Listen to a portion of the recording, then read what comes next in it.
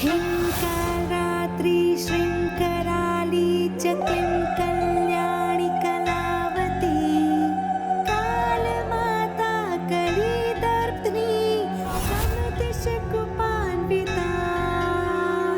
कामबीज जपान्दा कमबीज स्वरूपिणी कुमतिघ्नी कुलीनर्तिनाशिनी कुलकामिनी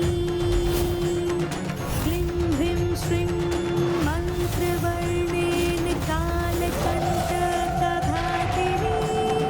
कृपामयी कृपाधारा कृपापारा कृपागमा कृपामयी कृपाधारा कृपापारा कृपागमा कृपामयी कृपाधारा कृपापारा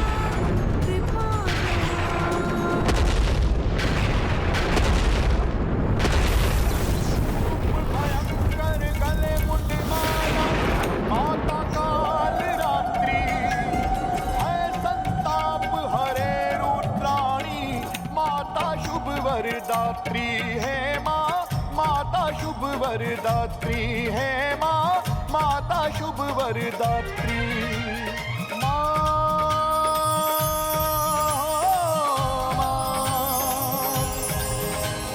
माँ हो माँ माँ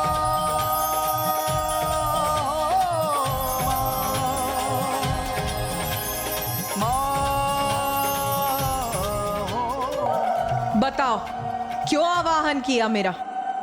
माता, मेरी विकट समस्या आप ही समझ सकती हैं और उसका समाधान भी आप ही मुझे बता सकती हैं। क्योंकि जो पूर्व में अवस्था आपकी थी वही अवस्था अब मेरी है, इसलिए मैंने आपका आवाहन किया है माता। क्योंकि माता, जिस प्रकार माँ ने आपको दुर्गमासुर को समझाने के लिए भेजा था, वैसे ही मैं भी माँ के आदेश से अरुणासुर के पास जाने के लिए विवश हुआ। और फिर? किंतु माता, यदि कोई दुष्ट अहंकारी कुछ समझना ही ना चाहे तो उसे भला कोई कैसे समझा सकता है? जैसे आप दुर्गमासुर को समझाने में असफल हुई, उसी प्रकार अरुणासुर की मृत्यु का रहस्य ज्ञात करने में मुझे भी असफलता का सामना करना पड़ा माता। किंतु अब आप ही बताइए ना माता, यदि शीघ्र ही ऐसे दुष्टों का अंत नहीं किया गया तो वे इसी प्रकार पाप कर्मों में लिप्त रहेंगे और पृथ्वी देवी उनके पापों का भार सहने के लिए विवश होती रहेंगी। इसीलिए तो मैंने अपना मत व्यक्त किया था कि इन दुष्टों को अभी इसी क्षण नष्ट कर देना चाहिए। हाँ माता, मेरा भी मत आपके ही समान है और आप तो उसी समय उस दुष्ट दुर्गमासुर का वध कर सकती थी। किंतु मैं चाहता भी तो अरुणासुर का वध करने में अक्षम रहता माता। क्यों? ऐसी कौन सी बाधा है जो तुम्हें अक्षम्य बनाती है? यही माता कि अरुणासुर का मुझे क्या, किसी को उसके वध का उपाय ज्ञात नहीं। ब्रह्मदेव का वरदान और उस वरदान को गुप्त रहने का वचन दोनों ही प्राप्त है उस दुष्ट को। इसलिए जो रहस्य ब्रह्मदेव उजागर नहीं कर सकते वो मैं स्वयं ज्ञात करने गया था माता, किंतु असफल हो गया और अब प्रथम बार माँ के आदेश का पालन करने में असफल होकर लौटना होगा मुझे। किंतु अपना ये असफल लज्जित मुख कैसे दिखाऊंगा माँ को मैं? मेरी असफलता से तो उन्हें बहुत दुख होगा ना माता। और वो तो यही कहेंगी ना माता कि पुत्र, तुम अरुणासुर के वध के रहस्य को उजागर नहीं कर सके, तो उसका वध कैसे करोगे तुम? ऐसा कुछ नहीं होगा पुत्र, तुम निश्चिंत रहो, अरुणासुर का भेद मैं तुम्हें बताऊंगी। कहा था ना भैया कि सरलता से माता को मनुहार से मना लूंगा मैं। चतुर गणेशा। तुम्हें निराश होकर नहीं लौटने दूंगी मैं। काल चक्र को विपरीत दिशा में घुमाकर अतीत का वो दृश्य उत्पन्न करूंगी जब अरुणासुर को वो वरदान प्राप्त हुआ था।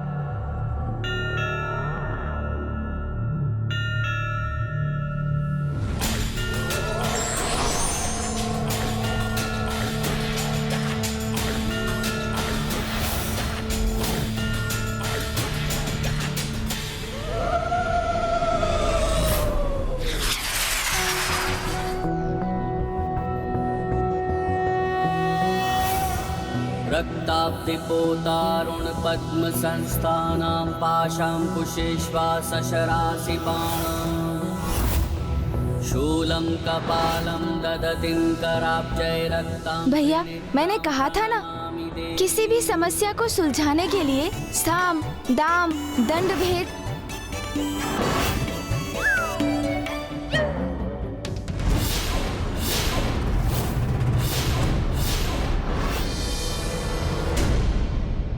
अरे माता, यहाँ क्यों रुक गई आप? ये तो वो दृश्य नहीं है जो हमें देखना है। आप अभी उचित दृश्य पर नहीं पहुँची हैं। विलंब मत करिए ना माता, समय चक्र को थोड़ा और घुमाइए ना। आपको स्मरण है ना, हमें तो वो दृश्य देखना है जिसमें ब्रह्मदेव ने अरुणासुर को वरदान दिया था। हाँ माता। उचित कहते हो तुम। इसमें तो तुम और कुमार कार्तिकेय ही हैं। किंतु हम समय के इस बिंदु पर रुक ही गए, तो मुझे तुम्हारा वार्तालाप सुनने का मन हो रहा है।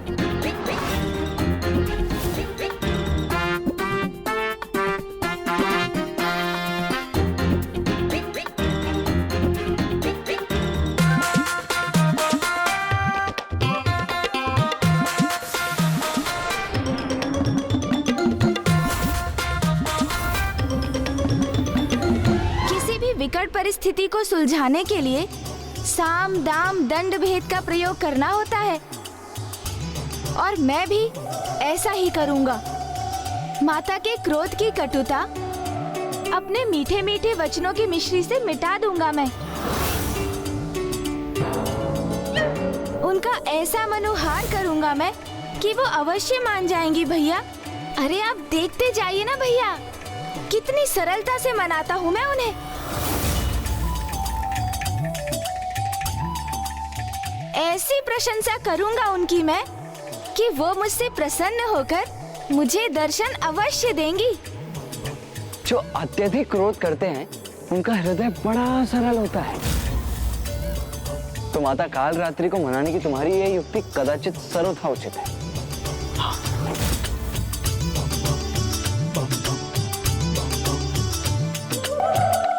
इतना दुस्साहस कि तुम दोनों ने मुझे मूर्ख बनाने का प्रयास किया।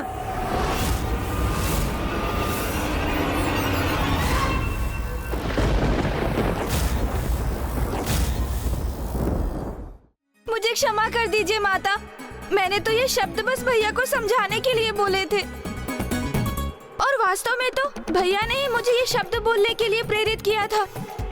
नहीं माता, मैंने तो मात्र इसकी बात स्वीकार की है। ये भूल इसी की है माता, मेरी नहीं। आपका दोषी यही है।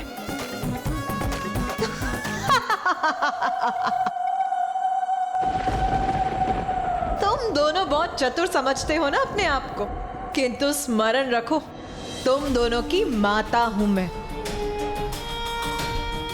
और भली भांति समझती हूं मैं तुम दोनों की चतुराई को।